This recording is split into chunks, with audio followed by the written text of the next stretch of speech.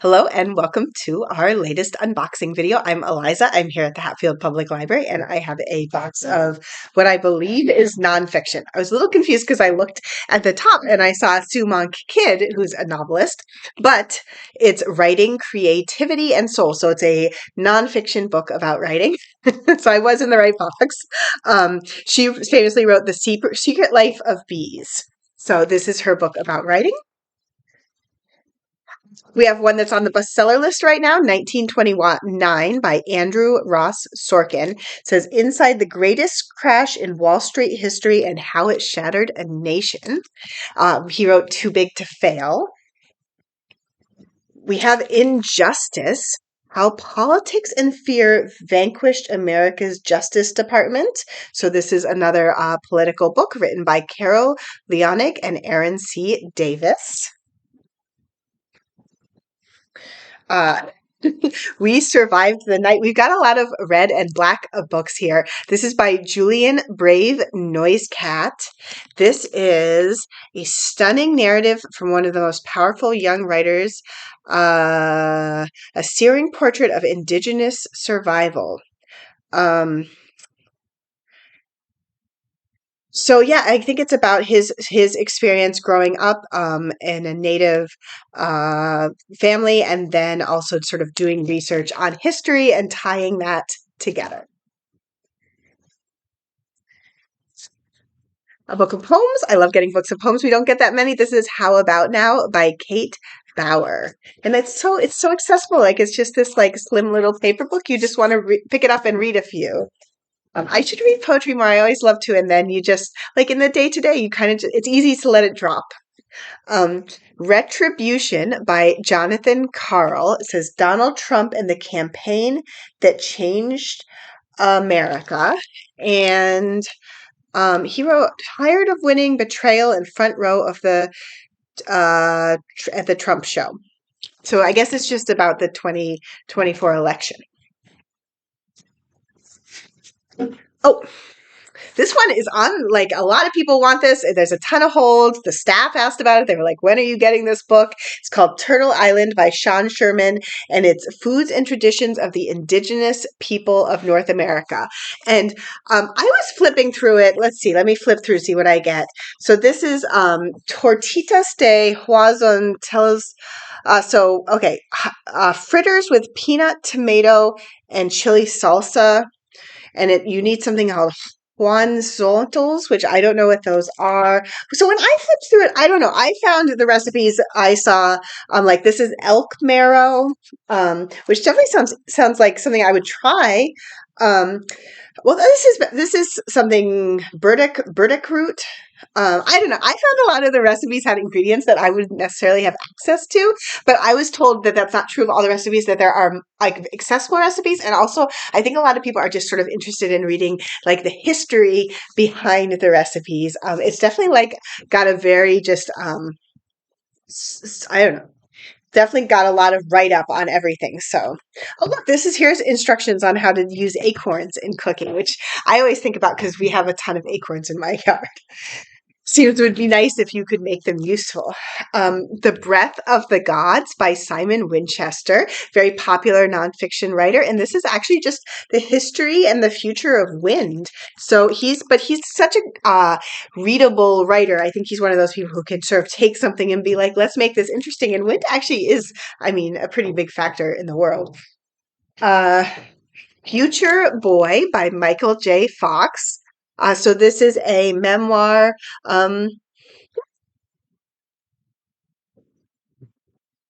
Born Lucky by Leland Vittert. A dedicated father, a grateful son, and my journey with autism. Oh, okay. So, so this is about, it sounds like the author maybe is autistic and sort of is writing about his experience, both maybe being a child with his supportive parents, and then also, I can't tell if he has his own kid, but anyways.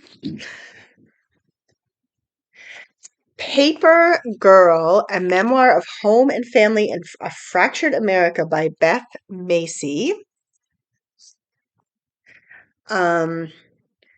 So this is about a woman who sort of goes back to the town where she grows up and grew up, a small town in Ohio, and finds it sort of like basically kind of a dying town now. And so she goes back to sort of investigate what happened to that and similar towns.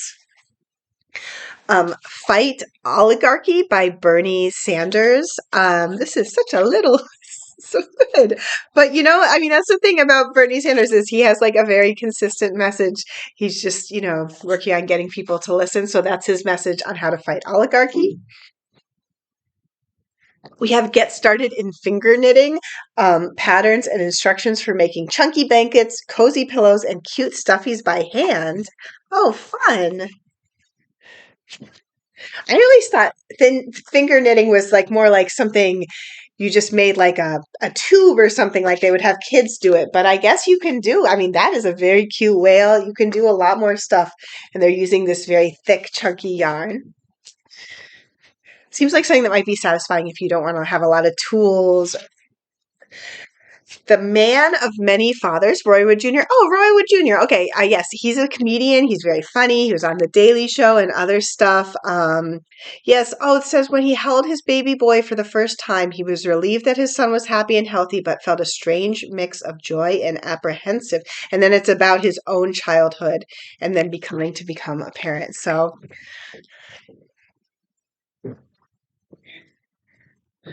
What to Eat Now?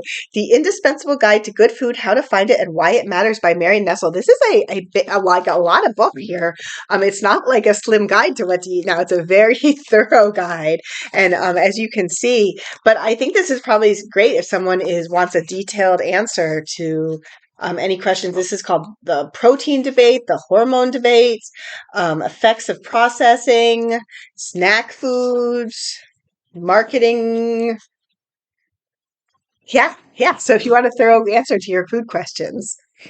Two more books. We have Heart of a Stranger. Oh, an unlikely rabbi's story of faith, identity, and belonging by Angela Buchdahl. I feel like I read about this, but now I can't remember. So she was born to a Korean Buddhist mother and a Jewish American father. She stayed the course, became a rabbi. Um, hmm.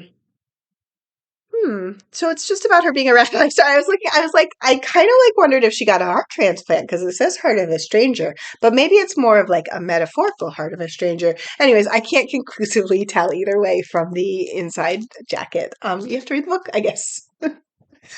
Last of all, and this is a big one, and it's a heavy one, and I think it's like a fun one to end on. It's The Look by Michelle Obama, or I'm sorry, The Look by Michelle Obama. And so I guess this is just, wow, it's so heavy. It's about different outfits that she wore. I don't know. So we'll see if people are into this. I mean, her memoir was like one of the most popular books in the history of the library. So people might want to see the outfits that were happening while she was living about what she wrote about. Sorry if that wasn't super articulate. That's it. That is my box of nonfiction. I'll be back soon with more.